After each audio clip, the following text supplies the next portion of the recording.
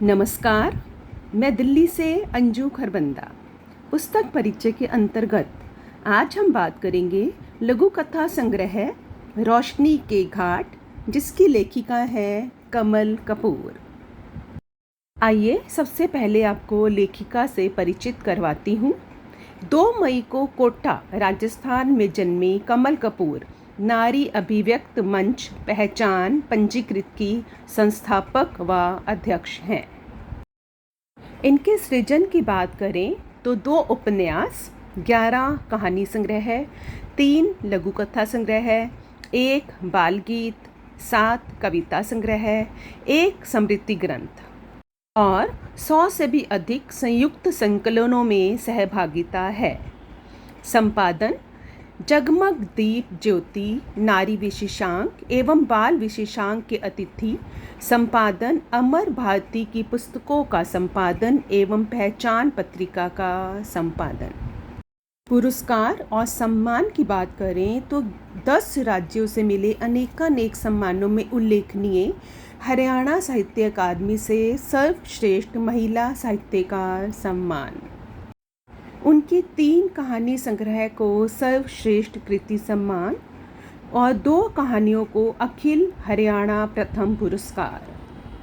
रोशनी के घाट लघु कथा संग्रह प्रकाशित किया गया है अयन प्रकाशन की ओर से। प्रथम संस्करण 2022 और मूल्य 440 रुपये। समर्पण गुरु दीदी माँ चित्रा मुदगल जी को समर्पित। इस लघु कथा संग्रह में 92 लघु कथाएं संकलित हैं। अब मैं प्रस्तुत कर रही हूँ आपके सामने लघु कथा रोशनी का घाट। पूरा 1 महीना हो गया है माँ को गए, लेकिन दर्द है कि कम ही नहीं हो रहा।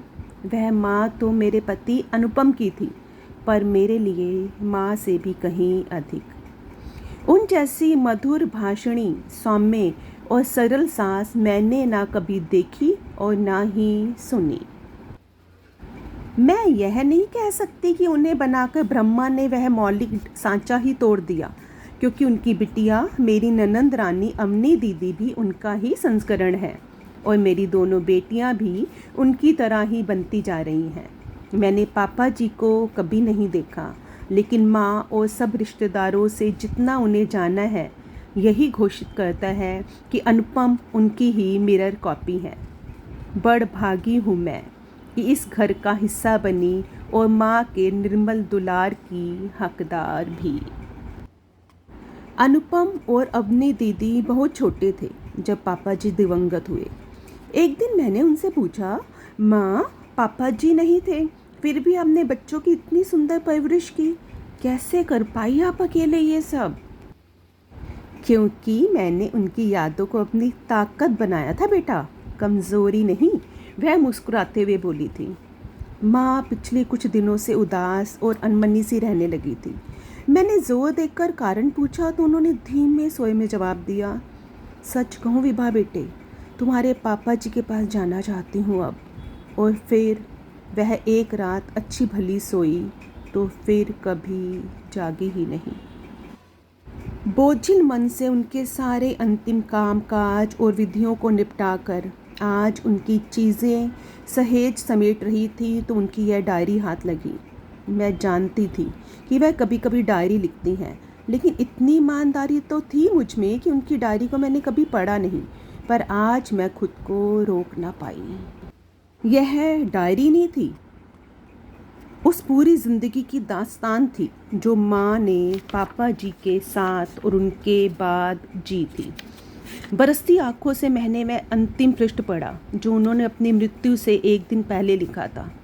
सुनते हो जी, मैं तय नहीं कर पा रही कि यहाँ रहूँ या तुम्हारे पास आ जाऊँ। यहाँ तुम्हारे अन्नू, विभा, अवनी और उनके बच्चे हैं, और वहाँ तुम हो बिल्कुल अकेले। अब मुझे तुम्हारे पास आ ही जाना चाहिए। यहाँ का सब तो विभा संभाल लेगी, बेहद समझदार है तुम्हारी बहू रानी।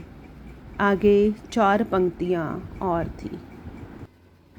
दूर धरा से गगन पर रोशनी का एक घाट, बरसों से बैठे वहाँ तुम देख रहे मेरी बाट। मैंने अपने आंसुओं को बहने दिया और उठकर माँ की तस्वीर के सामने जा खड़ी हुई और हाथ जोड़कर बोली, माँ, मेरे लिए तो रोशनी का घाट सिर्फ आप ही थी और सदा आप ही रहेंगी। कहीं नहीं गई आप, यहीं तो हैं मेरे पास, हम सबके पास। और मैंने उनकी तस्वीर पर चढ़ी माला उतार दी। आशा है यह पुस्तक परिचय आपको बेहद पसंद आएगा। इस वीडियो को लाइक करें, शेयर करें और चैनल को सब्सक्राइब करें। जल्दी ही मिलूँगी अपनी अगली वीडियो के साथ। तब तक नमस्ते, जय हिंद।